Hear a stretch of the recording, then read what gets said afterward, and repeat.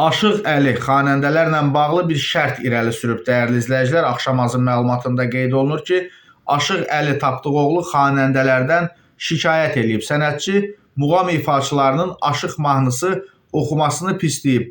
Gün ortası verilişində yer alan Əli verilişlərə şərt qoyduğunu da etiraf edib. Müsahibə verirəm, verilişdə səsimi kəsirlər. Biz musiqiçilərin dolanışığı el şənliklərindəndir. Gedirəm, görürəm estrada oxuyandı və yaxud da muğam ifaçısı məclisdə bütün Aşıq mahnılarını oxuyur, sonra sözü verir mənə. Bəs mən nə oxuyum? Dəfələrlə Ədalət Şükürovla bir məclisə düşmüşük. Bizi görəndə deyib ki, Aşıq mahnıları verməyin, etik qaydaları qorumaq lazımdır.